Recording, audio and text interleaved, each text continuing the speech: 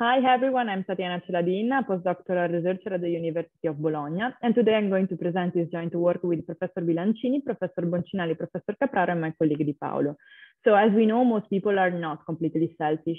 Indeed, they are not only motivated by the final payoff, but they have also preferences for following their personal norms, that is, following what they personally believe to be the right thing to do in a given context. And there is evidence that making morality salient can affect people's behavior. So the idea is very simple. If people's behavior is driven by moral preferences, then making morality salient should impact people's behavior. And we extend this line of research by studying the effect of moral suasion in Ingroup favoritism, that is the tendency to favor members of one's own group at a cost to a member of another group. And this is important for two reasons. One is practical. Indeed, Ingroup favoritism is one of the most fundamental behavior among humans. And the other one is theoretical. Indeed, predictions are not trivial.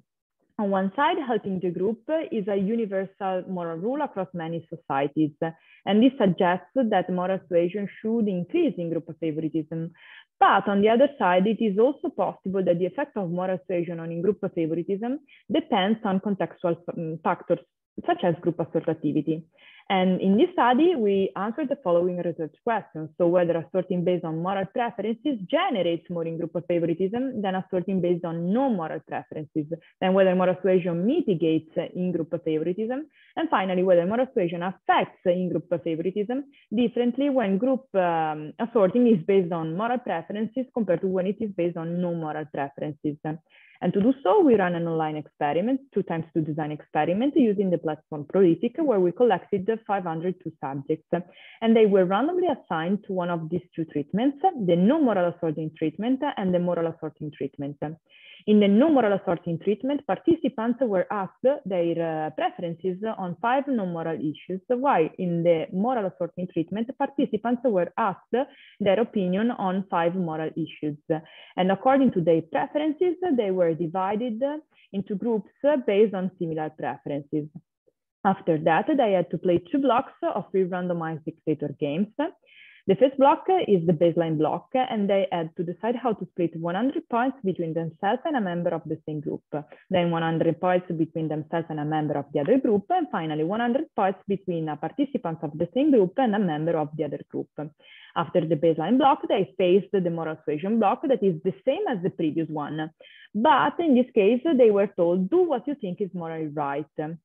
And starting from the dictator games, we were able to construct 2 measures of in-group favoritism, the costly in-group favoritism measure and the costless in-group favoritism.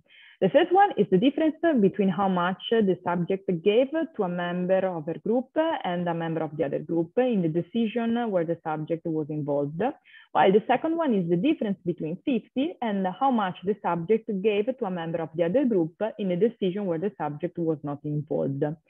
So now we can jump to the results. And the first question was whether assortativity based on moral preferences affects more in-group favoritism. And we have that the costly in-group favoritism measure is higher when assortativity is based on moral preferences with respect to when it is based on no moral preferences. Indeed, the difference is significant. And the same for the costless in-group favoritism measure. The second question was whether moral suasion mitigates in-group favoritism, and we have that the costly in-group favoritism measure is higher under the baseline block with respect to the moral suasion block, and the difference is also significant. The same again for the costless in-group favoritism measure. So let me say that even if moral suasion decreases in group favoritism, we cannot say that moral suasion has the same effect for all the participants. Indeed, we can identify 3 types of participants. We have the unpersuaded, and for the unpersuaded, in-group favoritism is the same under moral suasion and the baseline. Then we have the persuaded universalists, and for them, in-group favoritism decreases under moral suasion with respect to the baseline. And finally, we have the third category, that are the persuaded parochialists. And for them, in-group favoritism increases under moral suasion with respect to the baseline. So the last question was whether moral suasion affects in-group favoritism dependently on different assortativity. assortativity.